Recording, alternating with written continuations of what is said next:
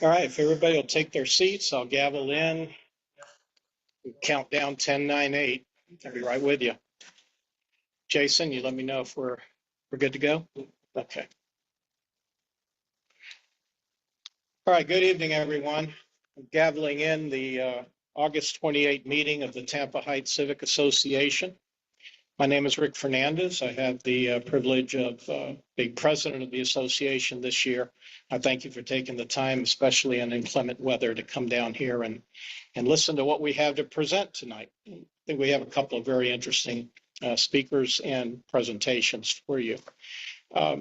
Before I get into the meat of the evening, just a moment to discuss protocol during the meeting. We have a mic here for anybody at the podium to speak to people here in the room. We also have a mic on the podium, a round mic with a little blue light on it. That thing is for the Zoom attendees. We are running a simultaneous Zoom feed for those that couldn't make it here tonight. So if you're up here presenting, please be aware that you have two audiences. If we come to a point for Q&A after a presentation, I'll ask you please to stand and identify yourself in the audience if you have a question. Try to project your voice. The acoustics in this room are not necessarily great, but hopefully your voice will project enough to pick up for the Zoom attendees. But on the off chance that it's not good enough for that, I'm going to ask the speakers, please, after you've heard the question, to please summarize the question again before you answer it, so we're sure the people that are listening remotely know what you're talking about. That said, some announcements. I'm going to start with the I-275 expansion issue that we've discussed briefly over the course of the last two meetings. For those of you who are new to the discussion, there has been a debate over the widening of Interstate 275 north of the interchange since at least 2015. That debate has now been simmered down to the question of widening of the interstate north of Hillsborough to Beers. That section of the interstate has always been on the table as a possible widening of the corridor, or for a possible widening of the corridor. But in 2021, it was stripped from the Transportation Improvement Program. I won't get into the details of all that, but suffice to say, the neighborhoods that were going to be burdened by that widening believed as of 2021 that at least that aspect of the 275 expansion was no longer on the table. That remained the status quo until June of this year, when one of your countywide county commissioners, Josh Wastel, made a motion during the annual TIP review, the Transportation Improvement Program annual review, that the widening of that section of the interstate be reinserted into the plan.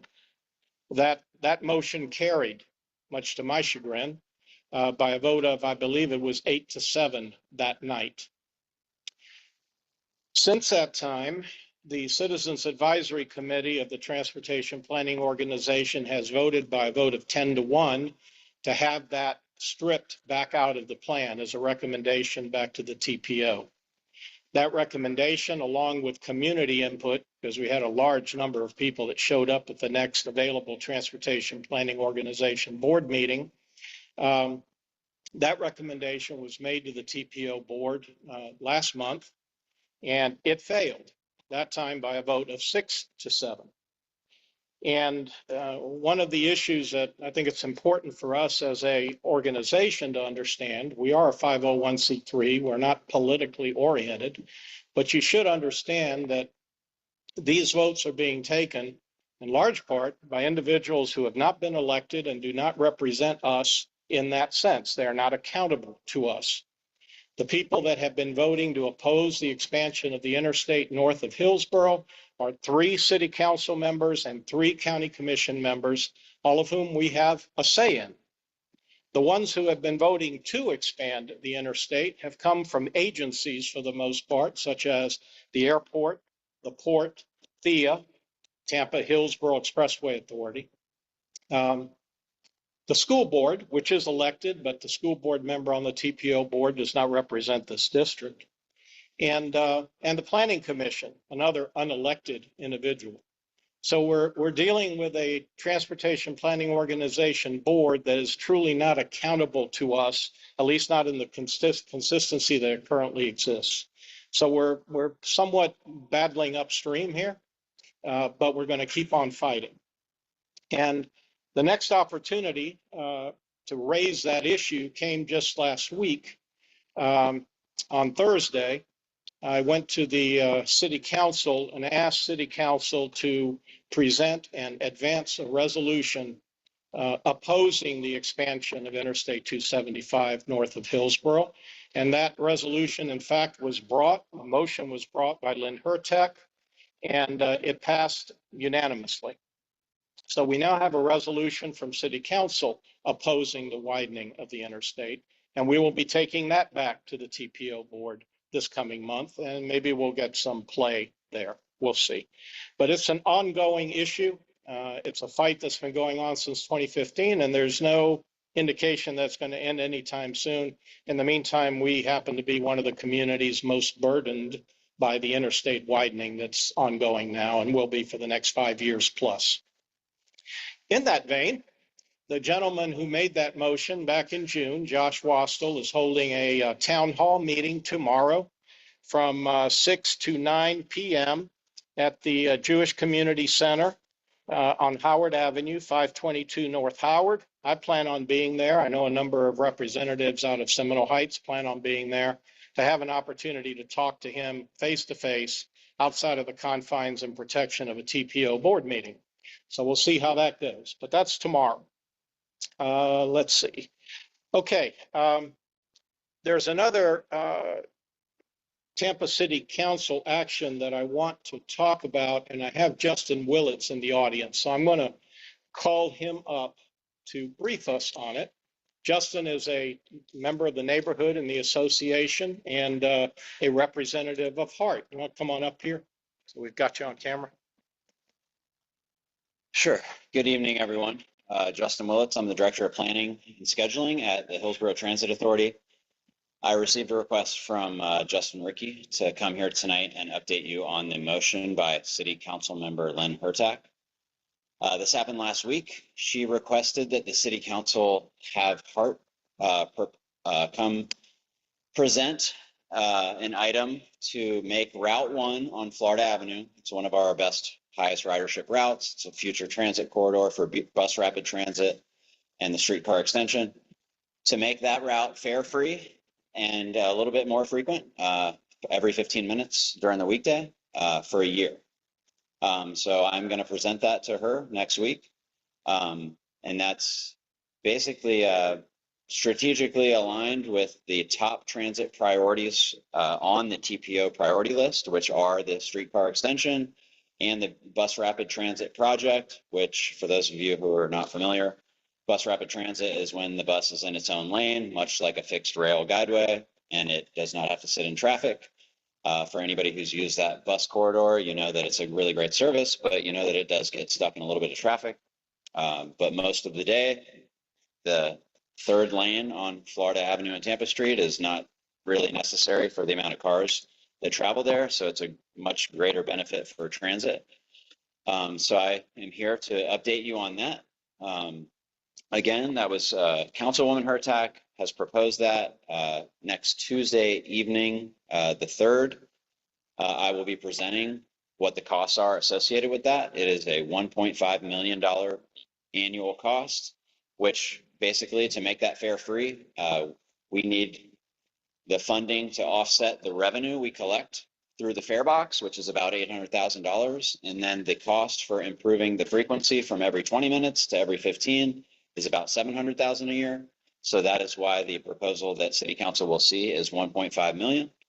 And we're excited to have this opportunity. For those of you that have been around a while, you know that transit funding has always been a challenge for Tampa and Hillsborough County.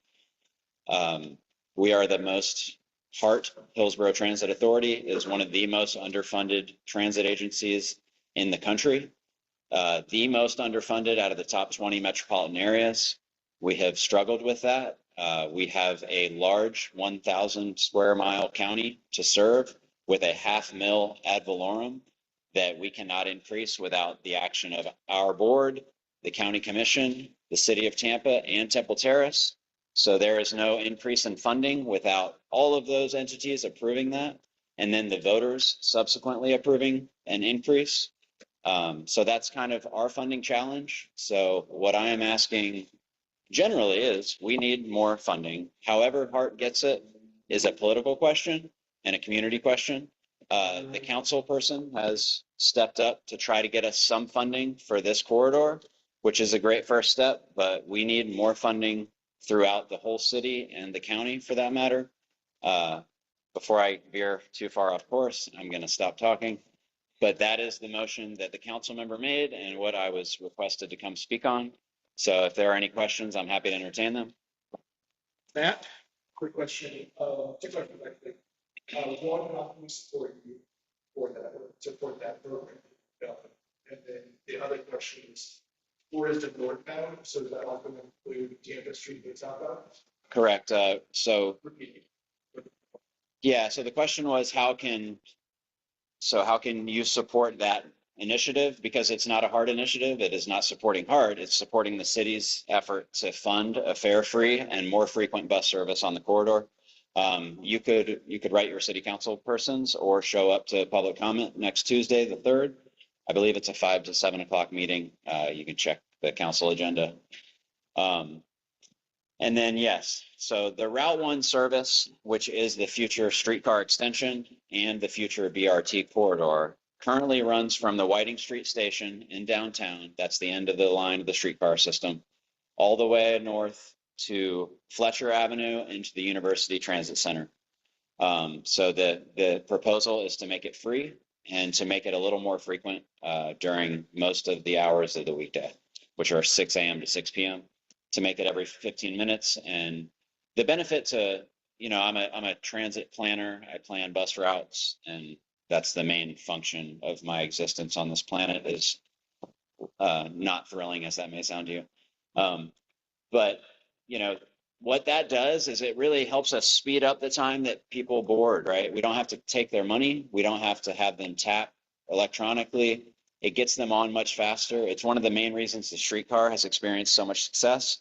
It does not have to, you don't have to sit there and put money into the machine. People get on, they get off. It's seamless. And it really reduces a lot of time that slows down people's travel time down the corridor. So that's one of the benefits to the operation, which excites me because it means we can deliver faster service. It excites me because it removes barriers to entry. A lot of the most disadvantaged people in our community rely on our service. It's the only transportation they have outside of their feet and maybe a bicycle. So I think there's a lot of benefits to the community. That's probably more than the answer you were looking for. Correct. Yeah. When it comes southbound, it turns at Osborne or Violet in Seminole Heights and then comes down Tampa Street all the way to Whiting.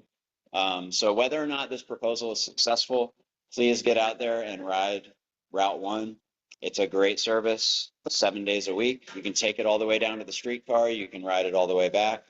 Some of the businesses in the Heights have limited parking, and I think most of you are okay with that. But the more you take part to get there, the better off those businesses are. And I just encourage you to try our service, regardless of the outcome of this initiative. And that's that. Any other questions? Dana? You have a question?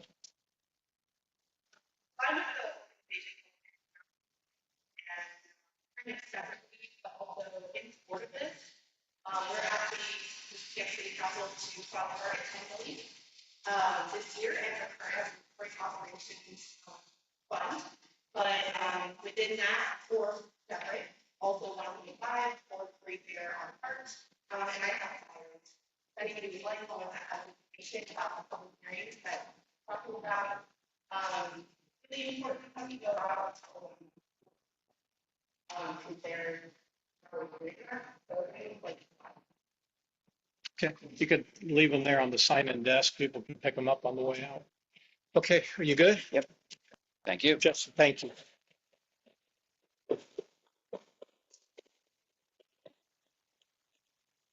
If you're not aware, our district city council person is Gwen Henderson. She was here at, I think, our last meeting, if I'm not mistaken. Isn't that right? Yeah. And our 3 citywide electeds are Hertec, Maniscalco, and who am I missing? Oh, Alan Clendenin.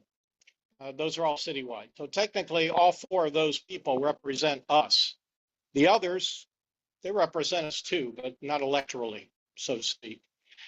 If you want to send an email to Tampa City Council to help support this plan, the group email address is Tampa City Council, COUNCIL, at tampagov.net. Again, Tampa City Council at tampagov.net will get the email to everyone. And obviously, if you have email addresses for individuals that you would like to directly approach, feel free to do that or call them or lobby them any way you want.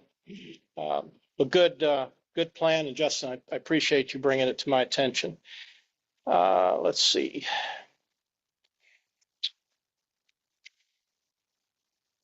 Okay, the Tampa Police Department has a town hall meeting scheduled at the Centro Asturiano on Palm in Nebraska for Tuesday, September the 10th.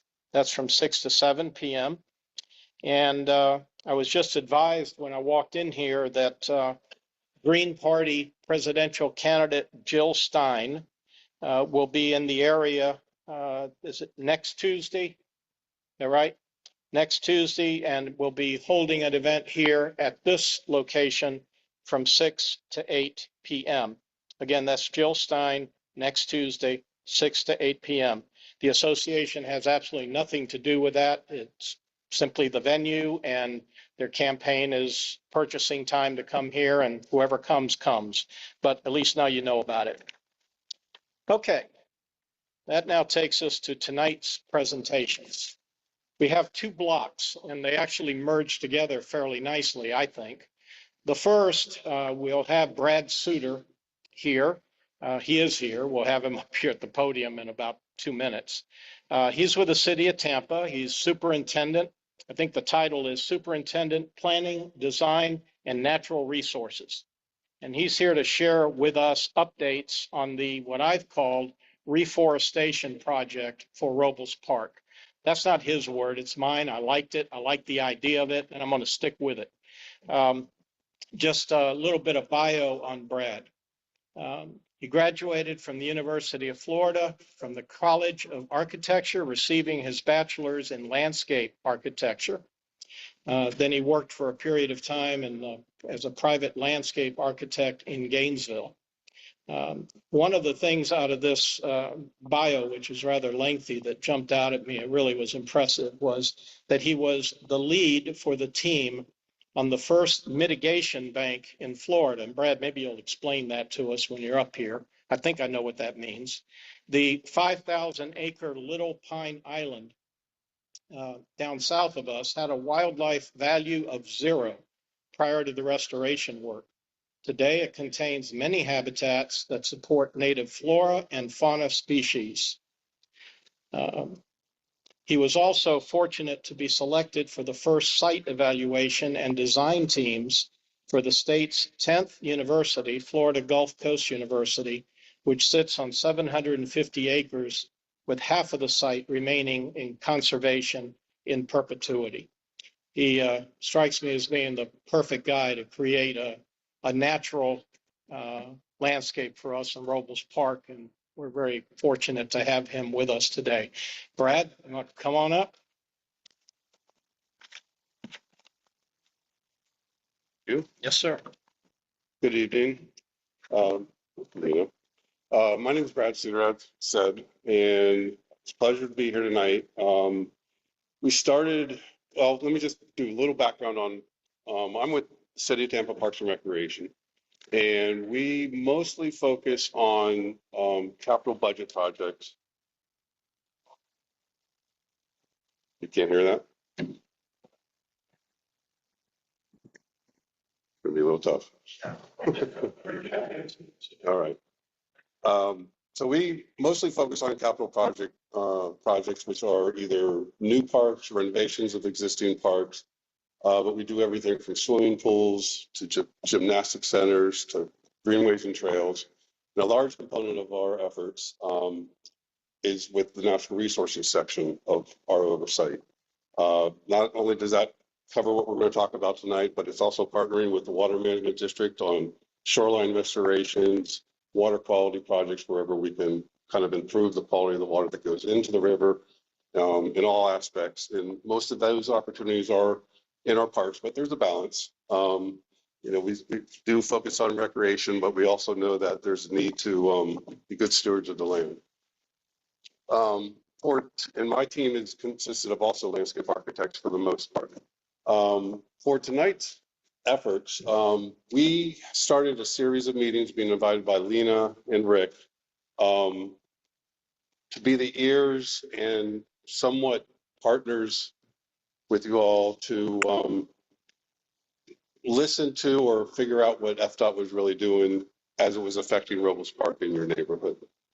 And after a few meetings where Lena and Rick were quite passionate about their speaking on some of the things that FDOT has done and proposed to do and did not appear to be doing what you all were wishing. So obviously came up with a solution of what the city could help with. FDOT was saying a lot of discussion was on the noise wall adjacent to the interstate and how would it be buffered and what could be done to enhance the aesthetics of it. Essentially what was really kind of decided is that the wall was going up by FDOT, nothing to do with the city, and that they would sometime in August present a plan of how they were going to buffer the wall. It didn't seem to really satisfy the need and probably wouldn't really buffer the wall to the extent possible. So I started thinking about evaluating the site again, and there's good green infrastructure here. There's a lot of trees, especially on the eastern side of the park, and thought that it would be a task, but doable to enhance that buffer that everyone was desiring and to kind of let that wall fade away from users within the park itself. If you're going to get up close to the road or close to the interstate, you probably see the wall. But and I won't say it's our first effort, but this effort led to the design of this plan we put together. It entails 131 trees, varying from southern red cedar, live oaks, pond cypress, / pine, and sycamore trees. For the most part, those are pretty well dense, well canopied trees, and it should provide a lot of relief. We try to maintain some open green spaces to play. We try to provide shade in other walkways that do not have shade, but really try to focus on where were our opportunities closer to the interstate. With that said, I think we were meeting in May. The target is to have a design done in June, bid it in July, and get it installed in August. When we did that, found out from our purchasing department that it will take 4 to 6 months to bid out the work and get the trees installed. And I'm like, yeah, perfect, right in the middle of the dry season. So we went to an alternate plan, and we do a lot of work with the nonprofit, also another partner, Keep Tampa Bay Beautiful. And we asked them if they had any requests from corporations to conduct tree planting. And that we had. And they'll check, but do. They always have some requests. And they were fortunate today to have the administration side of the Tampa Bay Lightning come out and plant the first 28 trees in the park. So, and they're good looking trees. I mean, not to say you never really know what you're going to get, but it was a good effort. On September 10th, CMEX is going to come out and plant 80 more trees. So the balance with what's with that, we'll either get another volunteer plant or a plan, or we are also working on a citywide tree bid that we can make this a lot easier than having to bid each project individually. And that should be coming live in about 4 to 6 weeks as well. So we're balancing it. I still think it's probably best to finish this with another volunteer planning and get that 131. And one of the points is it wasn't just the 131. We went back on our records 2016 where we started doing additional plantings in this park. And the reason we picked 131 is to make that an even 200 trees added to this park since 2016. So that's where we're sitting right now. And I don't have a lot more to say. I could talk more, but I could talk maybe another time about the mitigation bank. It's been so long since I worked on that. But personally and professionally, that was very satisfying. I was working with a consulting ecologist at the time. I was the only landscape architect with 17 other scientists. And there was a group that was interested in redoing this island, this 5,000 acre island near Pine Island and Fort Myers, that was full of invasives, zero wildlife value, like Rick said, and just in real bad shape in every way possible. And it took several years, but had to build temporary roads, and every piece of machinery, we couldn't compact the soil, so every piece of machinery had to work on mats. And you just imagine 5,000 acres, and every time you move 3 feet, you got to pick up a mat and put it under the treads. I can't tell you how many trees we planted and how much earthwork and herbaceous material we did, but it's quite a sight. There was also the feed of 2 nesting bald eagles that had nests on it that were active, so we had to work around them because there's a lot of rules with that. So anything we can do to help. Just one last highlight for our team. I've been with the city about 23 years, and our team averages about 1,400 trees per year going into the city citywide. So this is just one of the aspects that we do. We're behind the Riverwalk, the design standards, and it took me 20 years to get that done, one park at a time, one segment at a time, but it's those types of things. So, you know, I'm saying a lot of I and we, but it's really just serving you all, because it's, you know, when I got out of the private industry and started working public sector, you know, public spaces were for the public, shoreline restoration for the birds and the fish. And here we can help, not only aesthetics, but neighborhood health. We know the issues. So that, any questions? Yeah. Yeah, I just found you wonderful, partnering with corporations. And I'm just wondering, it seems like that could be expanded throughout the city in various, aspects, you know. We, Parks and Rec does do that with Camp Tampa Beautiful a lot. They also work in the county. They're not exclusive to the city of Tampa. Yeah, and so they assist all those Hillsborough River coastal cleanup, all of the Earth Day events. They're part of it. They're working, they're coordinating with us on which sites. We got to get team captains. There's a lot of organization, but they get, and the press is well covered it too. And volunteers, absolutely. They do so much for us, and it really does show their stats, which I can provide you like an annual report. You'll be blown away at how much garbage they pick up, not only in the river now that they have a boat, but land. They're really trying to do it on land, because land-based trash is like 90% of the trash that ends up in the waterways.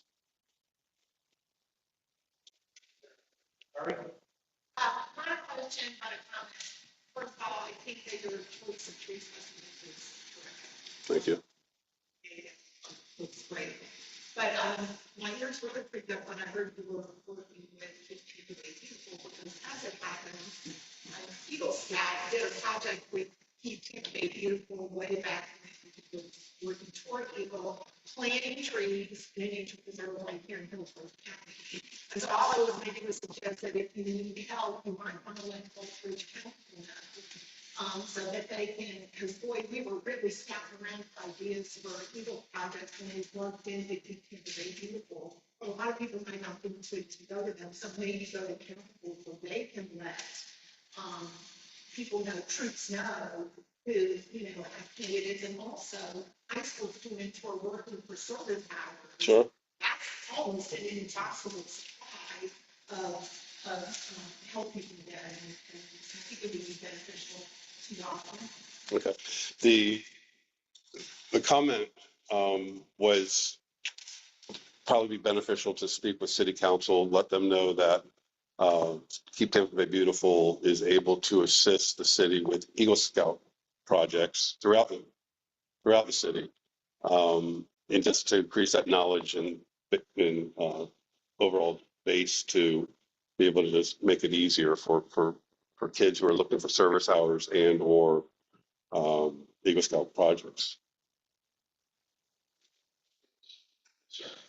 I'd love to ask a non-based question. You can ask anything you want. I don't know if I have an answer. Sorry. So something about the trash from the roadway, because I feel like that part is a big recipient of just like highway trash, and it kind of gets in the waterway, which is a beautiful lake. We don't have a lot of them in the city, right? It's one of the few lakes inside the city in this beautiful park. And I'm sure you've been to the park and seen the lake. Oftentimes it's kind of run over with highway trash. I was just curious if this model, if there are any plans to help mitigate trash that comes from the roadway and external kind of areas that kind of ends up in that lake. Is there plans, or are there plans to put a sieve in or anything like that to help kind of prevent trash from ending up and staying in that little body? Understood. The question is there a plan at Robles Park to help prevent land-based trash from getting into the lake itself? I think part of it is actually solved by FDOT with this large wall, ironically. It should prevent a lot of the roadway trash from, it used to kind of more easily get blown in. And I think that wall will actually act as a little bit of a deterrent. That being said, I don't know the stormwater components completely of this park, or what stormwater pipes feed into this.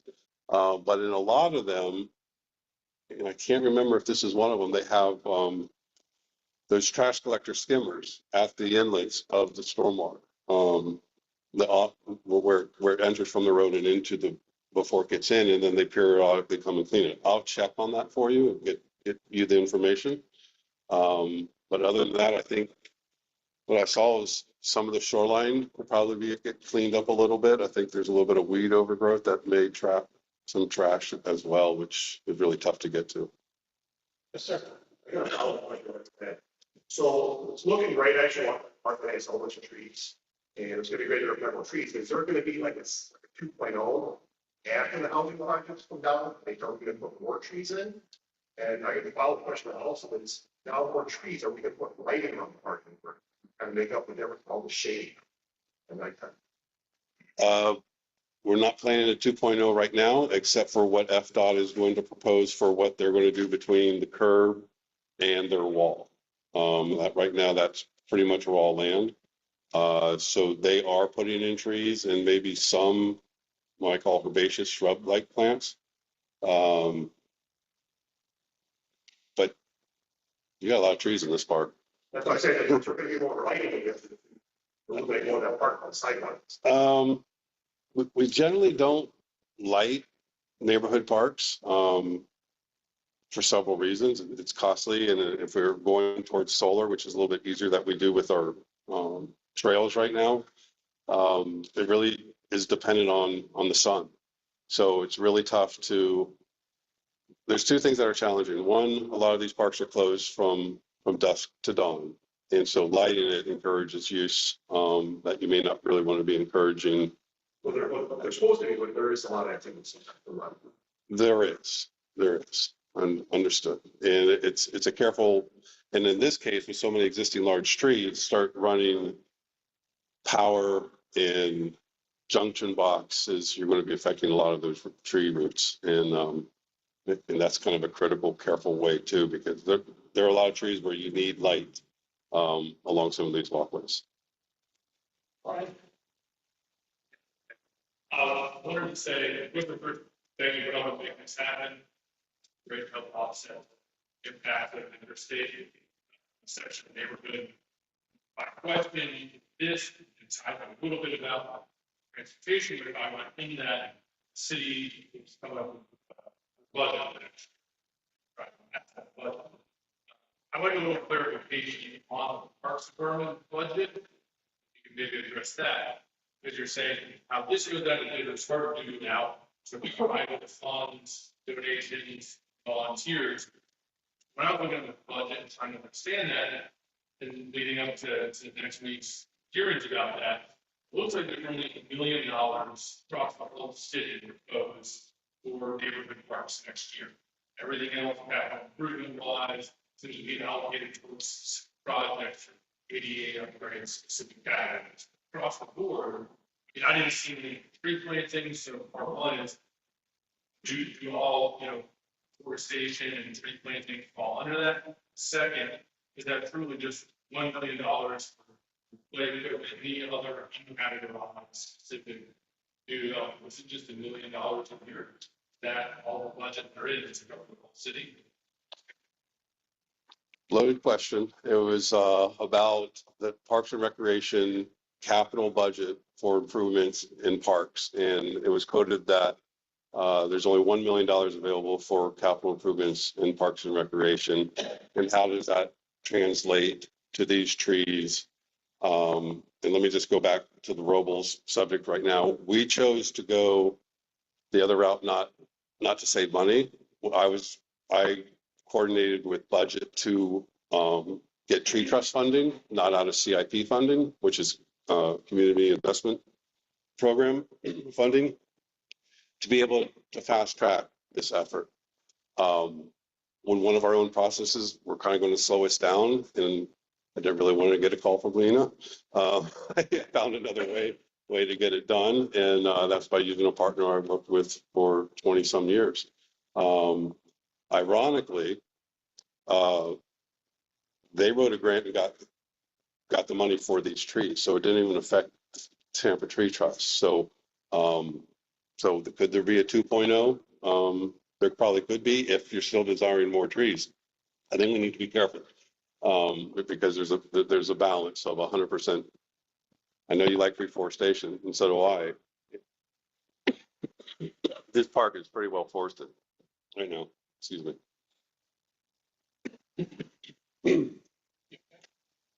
Pardon me? Nina? So, Brad, I want to thank you so much for giving this, when we started talking, now we are actually having, that doesn't happen in the city, yeah. That's speaking of that, I thank you so much. Thank you all, I appreciate this. We lost one big thing from the west side of the afternoon. Okay. And a few months ago, we lost another old one on the west side. You please somebody to repair some of those shoulder to Ava.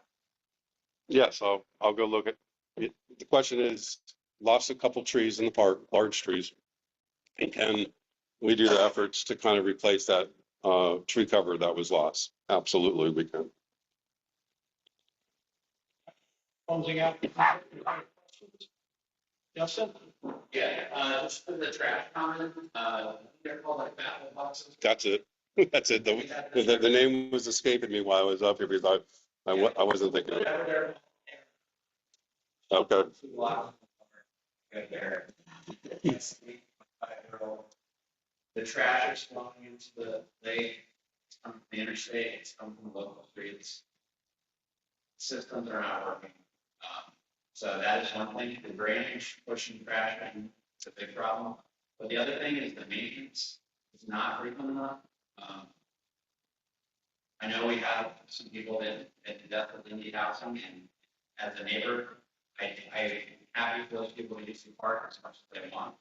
But if we're gonna be comfortable in the neighborhood with anybody who wants to use the park whenever they want, which I personally am, not speak for everyone, we need the city to help us manage it. Because I've had the experience with private level, finding like a needle on the ground, and it's pretty disturbing. So we're letting traffic flow in the lake, and we're letting traffic accumulate. So we need more maintenance from the city to keep it clean so that we can send our kids there comfortably more often.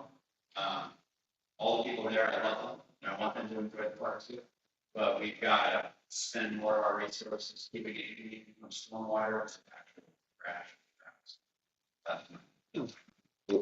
I'll pass on your baffle box concerns to stormwater. They're the ones who do clean it, and I'll let maintenance ops to address your other concerns.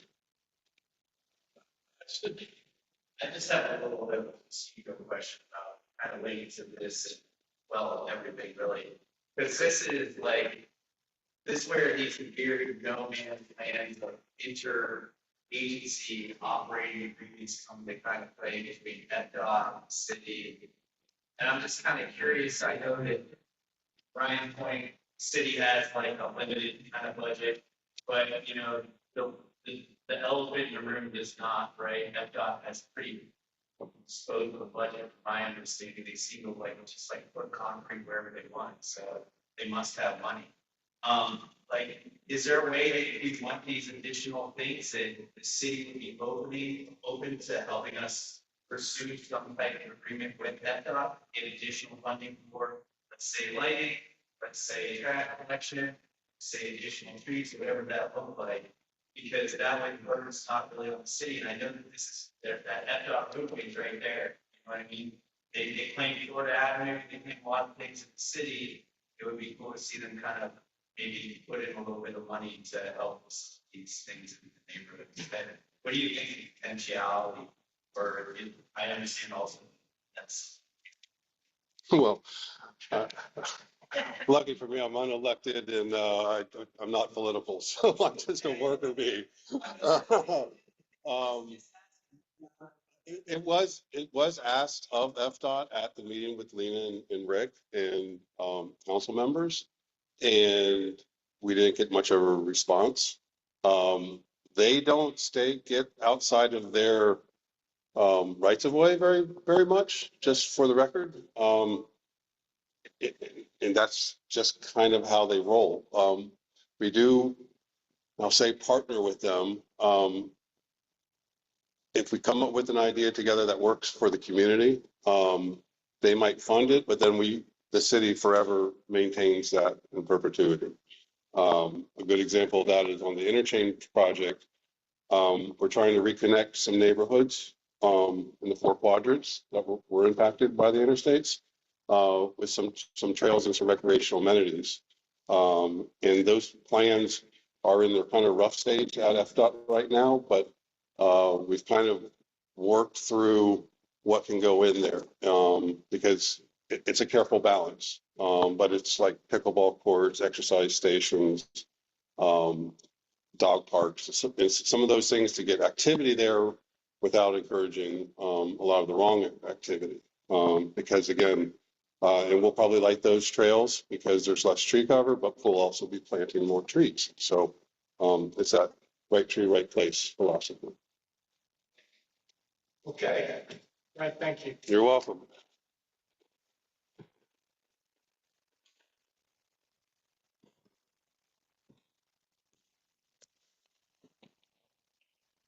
I want to second Lena's comment. You could have whiplash how quickly this came together, which is definitely not the MO for anything you do working with government, be it state or city. But in this case, I put the burden of success on that gentleman right there, Brad Suder, who jumped in with both feet and did not even once try to avoid the discussion. So came through for us. Now, on the issue of FDOT, the FDOT representatives were at these meetings, and they know what the city has come up with. I've shared that PDF document that you saw with them, and they are still, so they tell me, working on a plan of their own to address the forestation, use that word advisedly in this case, of the right-of-way available to them on the east side of the curb off of Elmore. So it's 5 to 10 feet worth of green space that can be reforested there, and hopefully done in a way that's complementary with what the city is doing. So those discussions are ongoing. They know that we're waiting for a plan. They were invited to come here tonight, but they said they weren't ready. But I'll stay on them, and hopefully we'll have some answers from them shortly. Now, one of the reasons that we were fighting for more trees is because the DOT was absolutely insistent on creating yet another heat island here on the eastern border of Robles Park. That heat island coming secondary to the construction of a 14-foot concrete wall that initially we tried to fight and we lost that battle. So in an effort to come up with mitigation, ways that we could hopefully stay cooler and actually breathe cleaner air, we came up with this idea. And as I said earlier, thankfully, the city has come through for us. But in that vein, our second presentation today, which blends, I think, very neatly with what Brad just shared with us. We have Sarah Caper here today. She's an executive planner with the Transportation Planning Organization. She's the young lady with the mask over here to my left. And USF professor Amy Stuart. I'll give you a bio on each of them in a moment, but briefly, they will be presenting today on the Community Air Quality Monitoring Program, including systems at the Tampa Heights Community Center right here and at Robles Park. That's been an ongoing pilot program now for a year, is it? Not longer, okay. So they're going to be talking to us about how that pilot program is unfolded over that period of a year. But first, before I call them up here, Sarah Caper is an executive planner with the Hillsborough Transportation Planning Organization, lovingly referred to by those of us in the bubble as the TPO.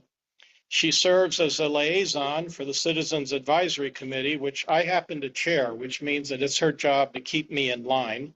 I've come to know her and respect her efforts in that regard over the last year. And she leads the work program delivery and special projects teams. Sarah holds a master's degree in urban and regional planning from the University of Florida. And previously she worked at Hillsborough County in the Community and Infrastructure Planning Department and at Forward Pinellas before joining the TPO in January of this year. Dr. Amy Stuart is an associate professor at the University of South Florida in the departments of Environmental and Occupational Health and Civil and Environmental Engineering. Dr. Stuart has a BS in Chemical Engineering and an MS and PhD in Environmental Engineering from Stanford University. This is a long bio. I highlighted a couple more lines that I thought were particularly relevant to this discussion today.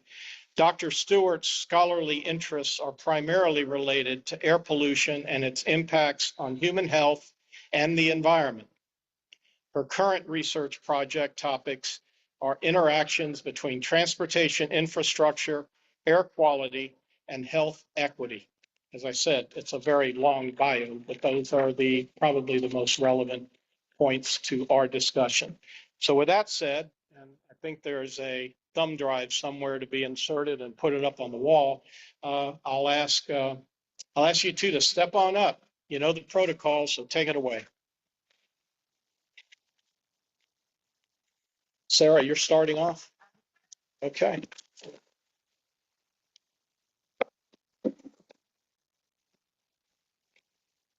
Good evening. Can you hear me okay? No. How about now? Is this better? Okay, great. Well, thank you for having us this evening. We're going to be talking about the Hillsborough County Community Air Monitoring Network. And if you could go to the next slide, please. So I'd like to start by introducing some of our partners. This project would not be possible without partnerships. Oh, thank you.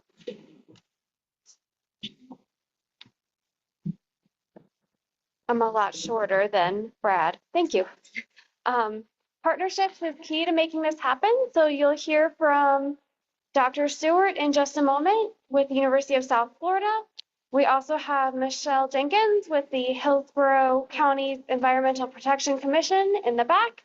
And we have Lena here as well. And her work with the Tampa Heights Junior Civic Association is key to making this project happen. And I'll let Amy introduce her team and her students who are here. Hi, I'm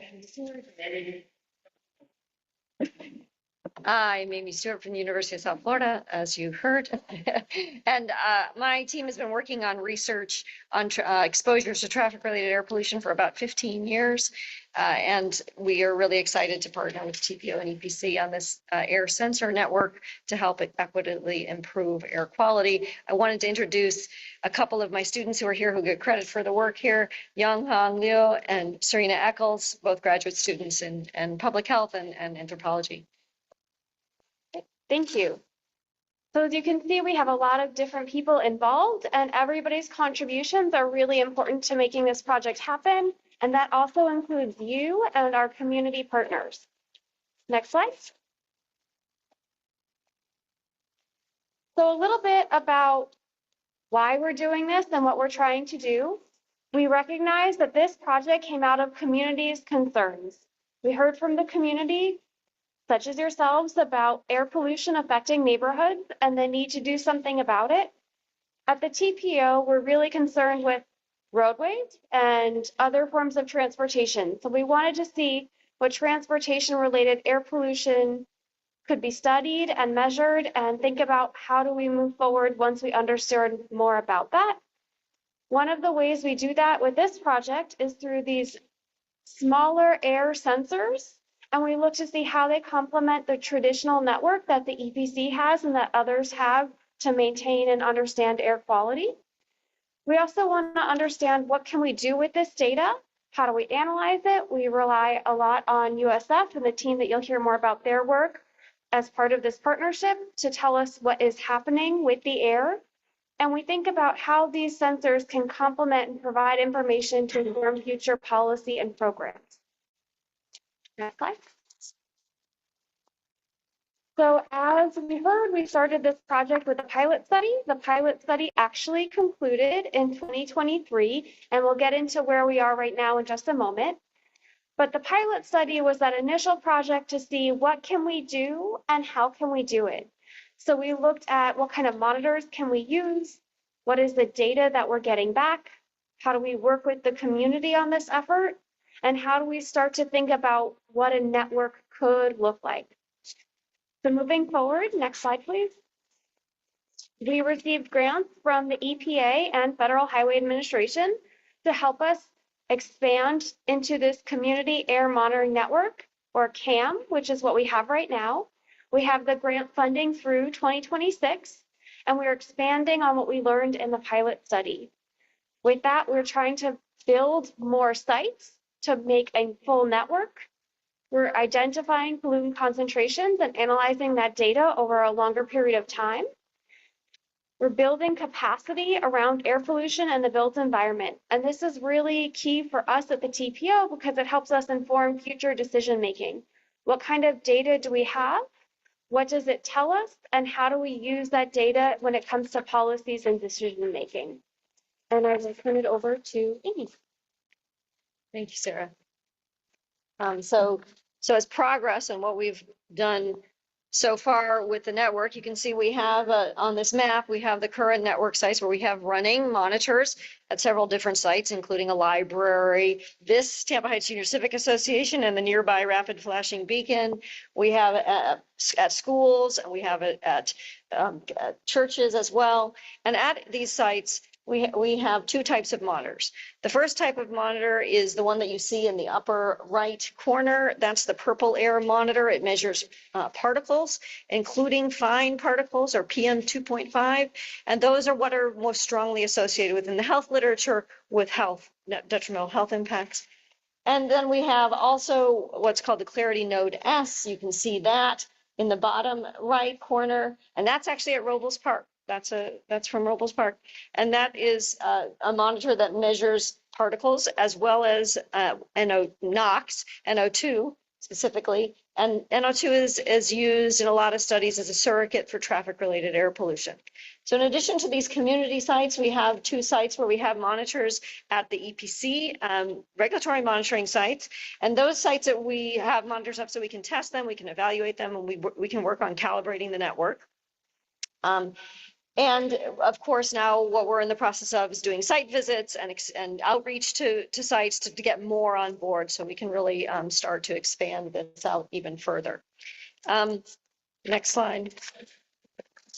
All right, so one of the real benefits of this type of community-based air sensor network is that the data are shared real time with the community and the public, and they're automatically uploaded from the sensors to the web, to the cloud, and available through websites. There are two websites for the two different types of sensors that we have. You can see on the left-hand side with the Purple Air website, and on the right, the Clarity website.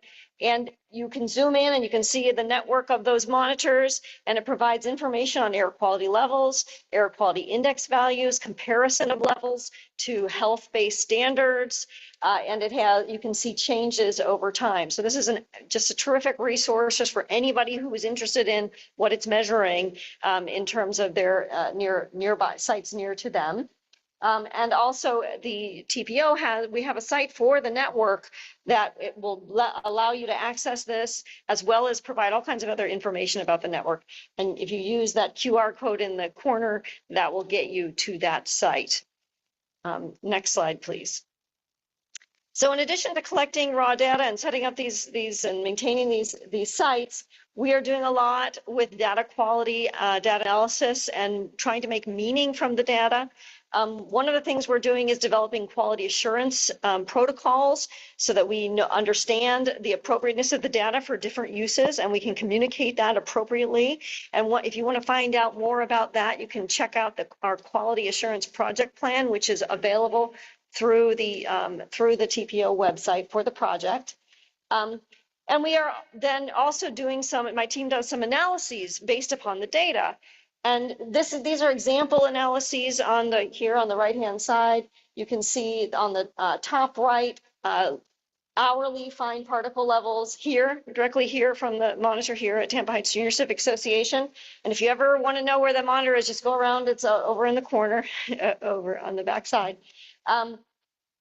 And so we can see how the levels change over the course of the day.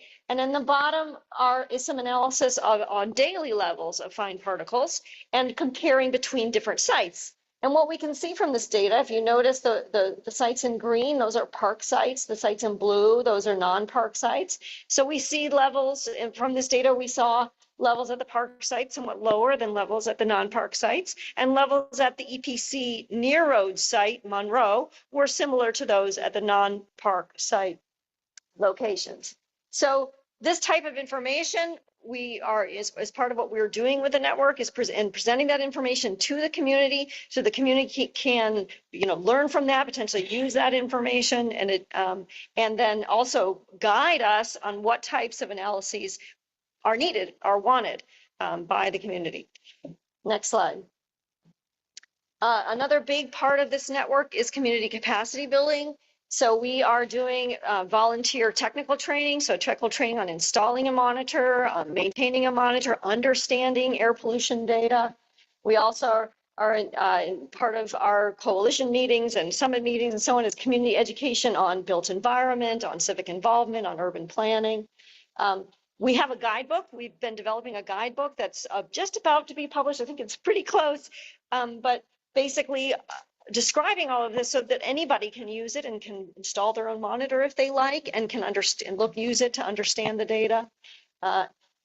We're involved with youth education in part through working with the green teams for Hillsborough County, which is a group that we put together information for educational modules to reach K through 12 students and have teachers participate. And with that, I'll hand it back over to Sarah. Thank you. So a little bit more on what we're doing with community capacity building and empowerment. We mentioned Tampa Heights Junior Civic Association. They are our community consultant. And so part of what they're doing is helping us to do engagement efforts to involve community members and partners in this effort. So we're really working with them to help use their expertise to help us reach the community. We also are hosting quarterly coalition meetings, and we'll get to that in just a moment. And we have an annual summit that we're going to be holding, the first one this year, and I'll have a little bit more on that in just a moment, to help provide education, to receive feedback from the community, and help guide us as we continue through this effort. Next slide. And that's where we come with how you can help us by getting involved or sharing more information about this project with your community and your networks. We really are driven by community engagement. This is only possible when we have community partner sites. So if you have a location that is within 1,000 feet of an interstate, it could be any interstate in Hillsborough County, such as I-275, I-75, I-4, that is in a historically underserved area perhaps, or an area that is accessible to the community. We want to make sure our sites are places where people can go and learn and see monitors like the one here at Tampa Heights Junior Civic Association.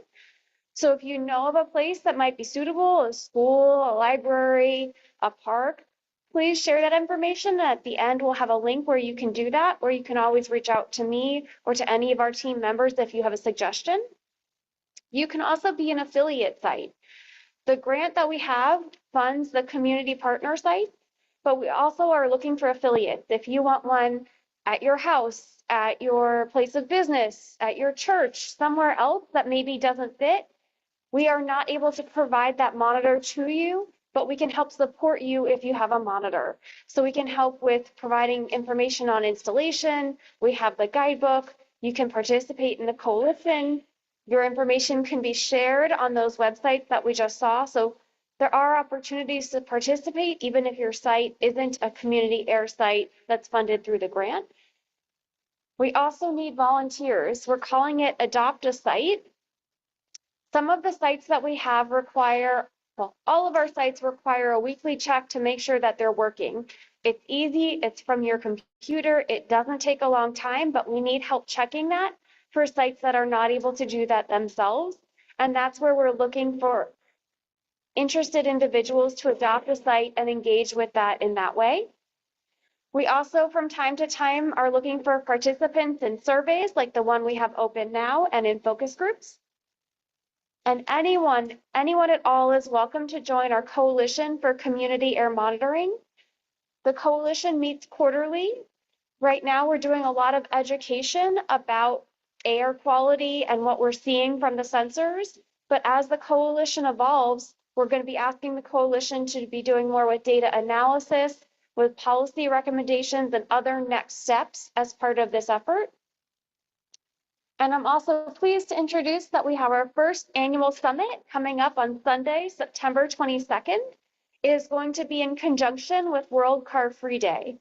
World Car Free Day is happening. There are a couple of bicycle rides that are happening from this neighborhood and others. There'll be a couple of streets that are closed off. And we will also be doing the Community Air Monitoring Network Summit at that same event, and we'll have a lot of educational information and be speaking with whoever is there about our project and seeing if we can get volunteers and just share more about what we're doing and encourage people to be involved in monitoring air. Next slide. If you are interested in learning more about being a partner site, or if you know of a potential partner site, Here are a couple things to keep in mind. We are looking for interested partners. So we're looking at sites who are willing to be engaged with us, to participate in the coalition, and also allow the community to access where that monitor is. The monitor, if you saw in the pictures, is high up, or the one that the RFB right out here is high up. You can't touch it. But we want people to be able to see it, and we have signage to put out to provide information about what it is and why it's there. We also need community sites, as I mentioned, to be close to the interstate in order to get the measurements that we're looking for. And there are some logistical needs. They need some kind of ability for power, whether it's through a site or through a solar panel, and access to the internet. If you have a potential site, we'll take a look at it, and then the USF team will go and actually evaluate it to help us understand if that site is viable. Next slide. And with that, we want to thank you for inviting us to speak tonight. We encourage you, if you know of a potential partner or if you want to learn more about it, you can go. We have our website here. We also have a QR code where you can take the survey, which allows you to volunteer a site for us. We'll do the investigation on that site. And you can also volunteer to be part of the coalition if you go to that as well. And we have our email address for the project. If you'd like to learn more about the summit or the coalition, I encourage you, please go to the website, take the survey, or send us an email, and we'd be happy to add you to our email list and share information when we have it. Thank you.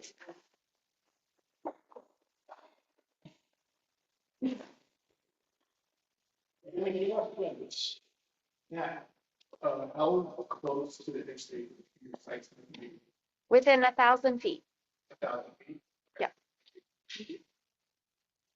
Dan? And roughly, how many blocks would that be like typically around?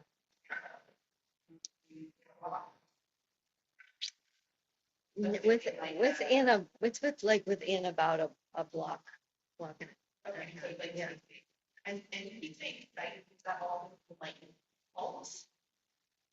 It has to be somewhere where it's publicly accessible as part of this grant. So you could have an affiliate site that is in a home or something like that, but part of what we're looking to do is have areas that are accessible to the community. So places of worship, schools, parks, community centers, or other businesses that might be open would be more viable for a site.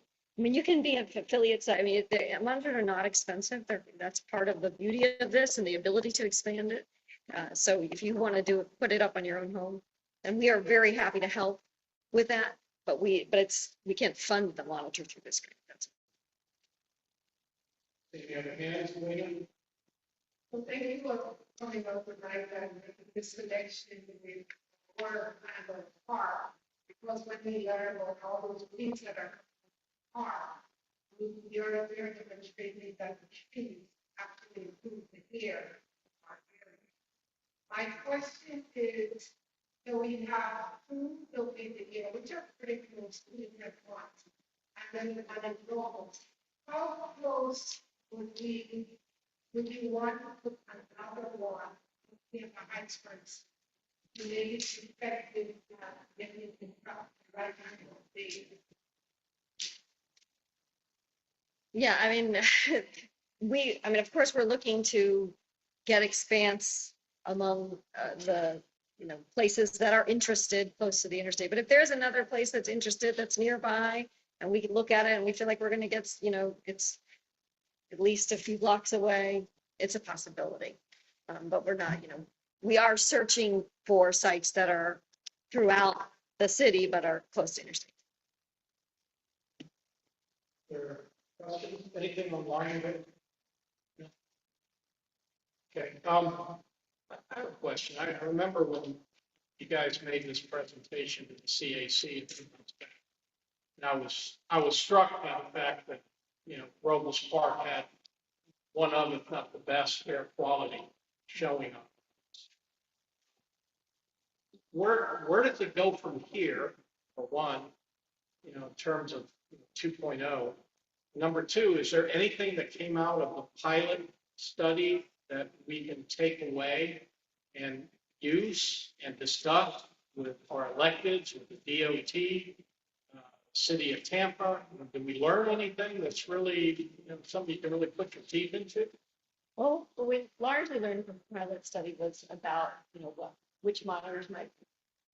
Yeah, what we largely learned from the pilot study was basically about kind of how to do this, right? So kind of which monitors might be good monitors to use, how we can partner with different sites. So in terms of like messages of, oh, the air quality is bad here or not there, we don't have that learning from the pilot study, but we have some specific types of science questions that we do want to learn about. Like, for instance, we want to know, for instance, the trees that they're putting in Robles Park will have data from before and after. We can look at that. We don't know that we will see a signal from that, but we can look at that and we can, so the idea of the network is to provide data for the community to use for their own purposes and to increase the capacity of the community to understand the data as well, so that it can be used to answer whatever questions you might have or whatever questions other people might have, including, for instance, the question about, for instance, the Robles Park trees. And the 2.0 part, where does this go next? You may have said it, I missed it. Well, the 2.0 really depends on what we see when we do this. Are we getting, like with the pilot, we saw that this is something to explore further, and we learned a lot about what kind of monitors to use and how. With this part of the study, we're looking at how do we build a community capacity to work with air quality and these monitors. So that is having a network of sites that is starting to get more data coming in from more sites and seeing how it works. And we'll have to see what we get in order to figure out where we go from here. We do have the grant from the EPA through early to mid 2026 that is funding this. And then we'll have to see as we get closer to that where we go from here. And just to follow up, one of the big hopes from networks like this are really those aspects of kind of crowdsourcing information and providing it to people as well. So kind of increasing everybody's access to and an understanding of this kind of information. And these kind of networks are happening all over the country. I mean, it's a new thing. It's kind of experimental, but it's very exciting. And so I guess I'm excited about the fact that if we think about the places we can have information about air quality with this type of a network versus what you can possibly do with the regulatory network, it's just, I think that we're going to see more of this, and we're just excited that this county is part of that.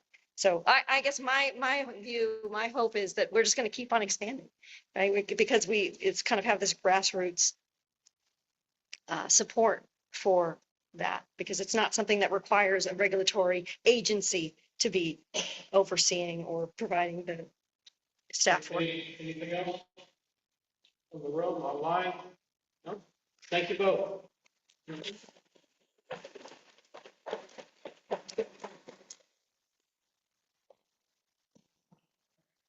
Kareem had an announcement real quick, I think from the CRA. Yeah, we have not had CRA meetings in the last 2 months, but we did receive some information that I think could be of some assistance, maybe not. There's some funds that are available in the CRA, $220,000 worth. The issue at Tampa Heights CRA is just the boundaries, but I'll tell you more about that. So there's a housing rehabilitation and renovation program.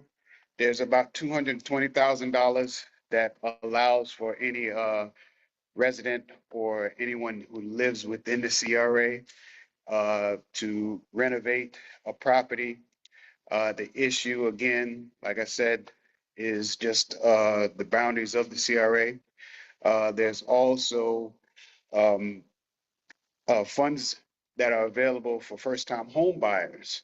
It's from anywhere from $20,000 to $50,000 for first-time home buyers. The AMI is a sliding scale that goes along with the funds. For example, If you're 60 to 80% AMI, you get the $20,000. Excuse me, you'll get the $50,000 if you're with the area mean income average. If you're 140 up to 140% AMI, you can get the $20,000 down payment assistance program. So those are two programs that are available. Do I know if it's going to be used inside of our CRA? I don't know of any new homes inside of the CRA, maybe on Highland and Ross area, but I think there's a development that's going on there. I'm not too sure of, but the funds are there. We allocated, the CRA allocated those funds. They're set aside. The issue is it going to get used because we don't have qualified applicants because of our CRA structure. So I just wanted to let everyone know that those two rehabilitation and down payment assistance funds are available. You can contact B Parks.